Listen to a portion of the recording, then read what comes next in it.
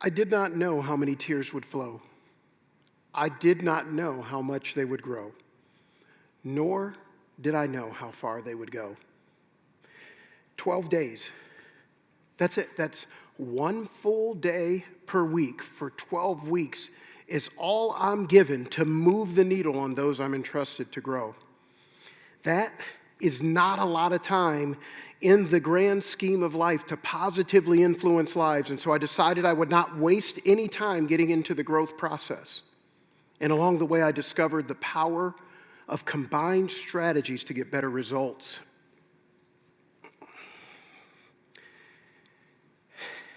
Just 1 minute into being introduced to a group of new car salespeople coming in for their first session into a car dealership. Just 1 minute in, and I'm telling them something that they do not want to hear. Every one of you is going to give a presentation on one of the cars on the showroom floor, and you have 5 minutes to prepare. See, nervous and completely out of sorts, everyone does it. But this is as unexpected as the peer critiques I'm going to require them to give each other after this, as well as some other impromptu sales exercises I'm going to impose upon them. Just an hour in, and these folks are absolutely frazzled, wondering even if they're fit for this role. A couple of hours later, I'm telling them something else they don't want to hear. It's my pages and pages of notes, of critiques of the presentations they gave. Hearing that you're not as skilled as you thought you are is a humbling experience. Just towards the end of the day now, I'm going to have them share the highs and lows of their lives amongst perfect strangers. H3 is going to accomplish this. It stands for hero, highlight, hardship. So the person gets up and they share who the hero of their life is, that person they look up to and why they admire them. What an honor. And then they get to share the highlight of their life, the most magical moment. What a joy that is. But they're going to come from there and come crashing down to their most vulnerable moment. It's that difficult circumstance, their greatest hardship, and they're going to share it amongst their new peers. What courageous vulnerability that is. But it's in these moments of sharing their highs and lows that the light just begins to flicker. There's a glimmer of hope that maybe regeneration is possible. They did not know how many tears would flow. They did not know how much they would grow, nor did they know how far they would go. Fast forward a week later, and this class has reconvened, and they're getting ready to share their journal entries, which were assigned to them, which is a reflection on their first class together. And there's some common threads that are seen amongst them. One, each person had to dig deep to complete the exercises, and they all grew in unexpected ways. Two, they no longer saw this as just a sales class. They saw it as a life enhancement class. And then three, they recognized that they were asked repeatedly to move outside of their comfort zones, and doing that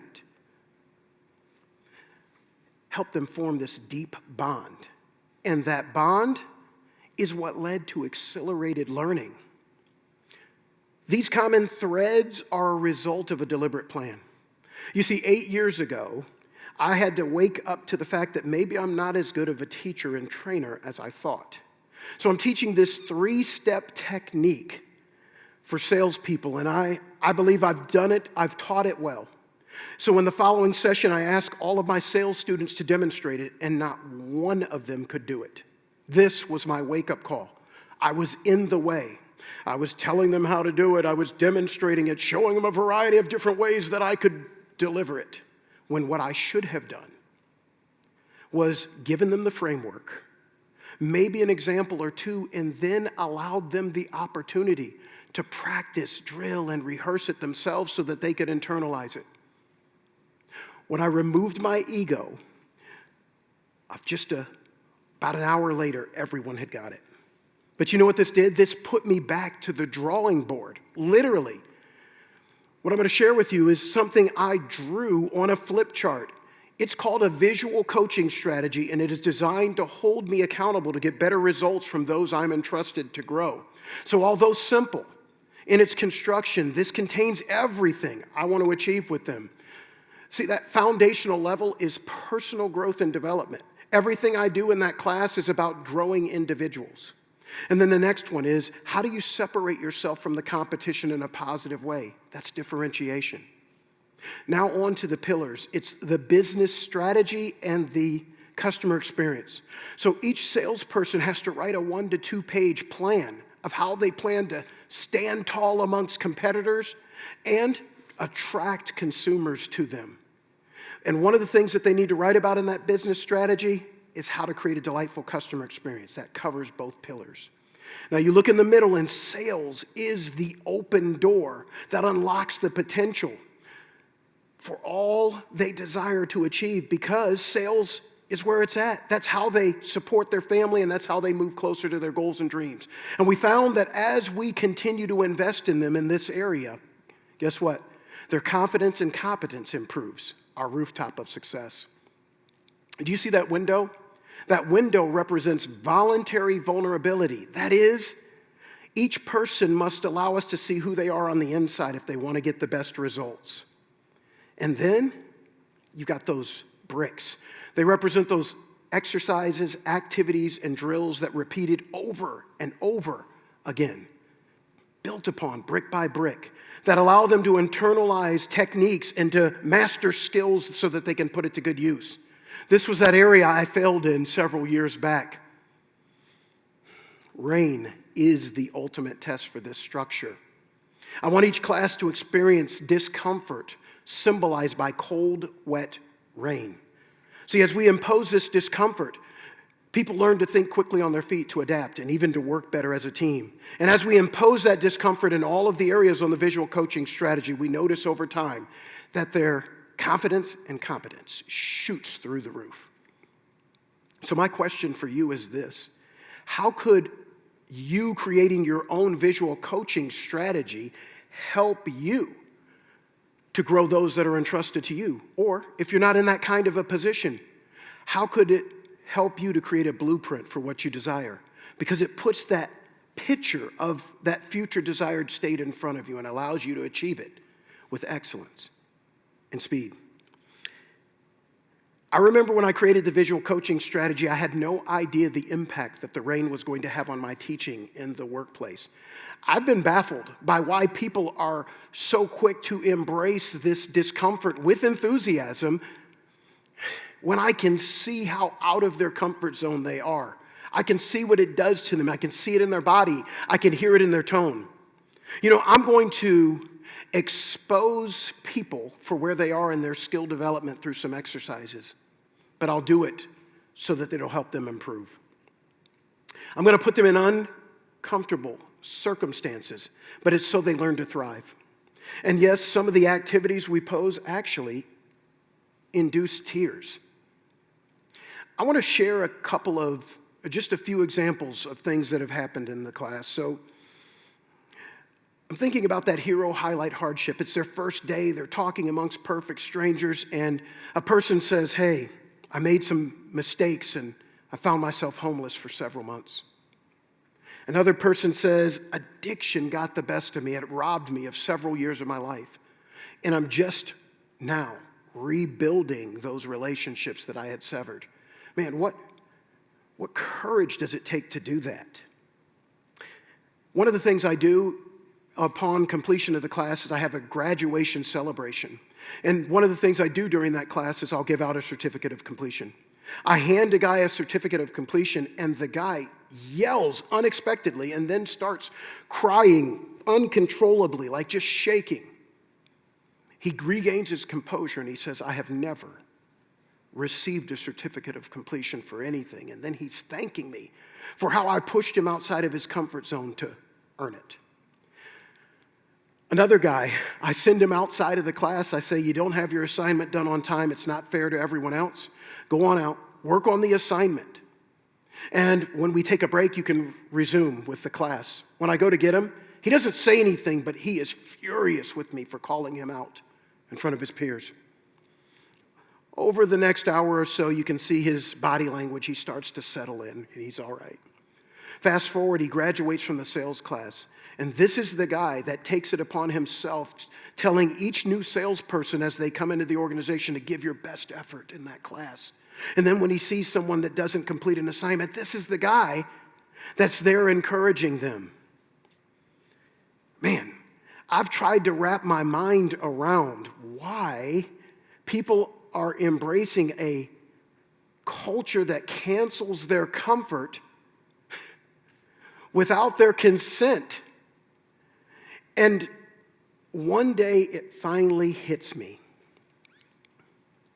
It's because they're in an environment where their PASIC needs are being met and allowing them a chance to flourish.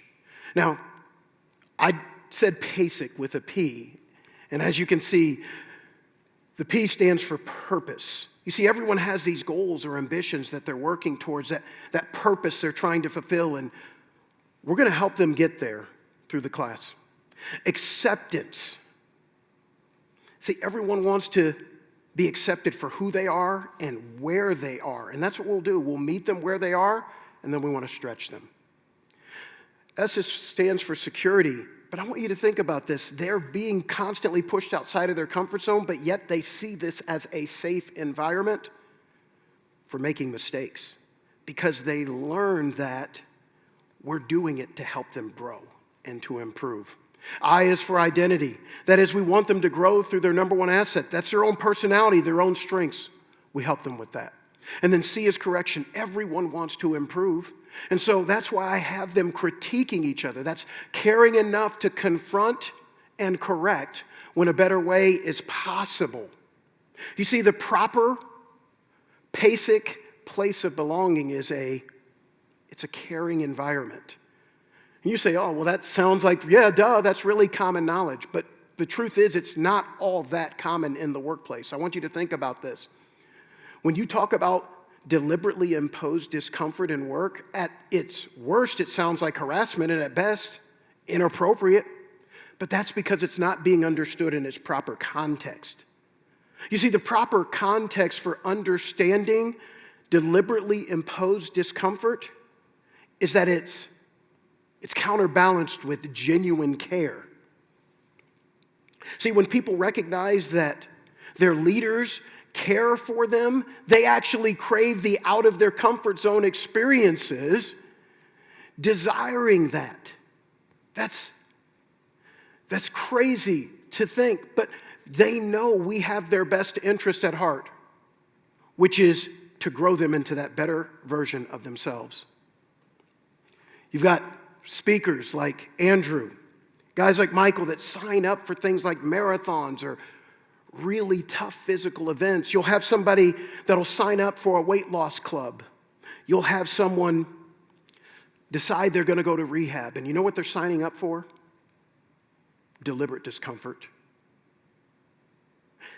A high school student or a college-age student signs up for a sports team or to enlist in the military. And you know what? Discomfort is expected. But you know what? So is that better version of themselves if they will embrace it. So why aren't we doing more of this in the workplace? In fact, I encourage you both inside and outside of the workplace as an individual, why don't we seek out more opportunities to move outside of our comfort zone? See, this is what repels us away from complacency and pulls us in, magnetizes us towards growth opportunities. And as we learn from these uncomfortable circumstances and we share it with others, it means that regeneration is possible and exponential growth for those around us. Man, that's exciting. So when we sign up for these difficult events in our life, yeah, they can be the kind of thing that can induce tears at times. But what if they're tears of growth and regeneration? See, tears of growth and regeneration can be recognized in 3 different ways. That's introspection, reflection, and forward direction. Introspection is that ability to look deep within oneself and to see your strengths and weaknesses. Maybe realizing in the past you didn't use your strengths as well as you could have, or maybe your weaknesses got in the way. That can be hard. Reflection, that is looking back on your past joys and pains as motivation for a better future. And then this forward direction, it's recognizing these small wins in yourself or a teammate and how the effort exerted to overcome the challenges posed. You know what? Those can bring tears of joy. I've experienced a bit of discomfort in my life about a year ago. My oldest son, he's 23 years old. He returned home. He was gone for about 4 years with family. He's autistic, and autistic has been the greatest challenge of his life, of my life, my wife, my other kids. And when he came back last year, it was just it's been a tough time helping him get back on his feet. And so as I look deep within myself, I think back on decisions made and how I was unwilling in the earlier stages of his life to embrace the discomfort of that diagnosis. I'm trying to make those changes and move forward with positive expectation. As I look back on last year, I can see what's happened. We're moving in the right direction. You can see us trending forward. My son making great strides, and I'm really excited about that. Man, if you're a leader, I want you to consider creating your own visual coaching strategy to help grow those people around you. See, I want you to create that culture that cancels comfort so you can grow those that are entrusted to you. And then if you are, just as an individual, would you consider creating your own visual coaching strategy? It puts that future desired state, it pictures it in front of you. It allows you to move forward with excellence and speed into that better version of yourself. I want to encourage you to do that. You do not know how many tears will flow. You do not know how much you will grow, nor do you know how far you will go. Embrace discomfort. You will not regret it. This I know. Thank you.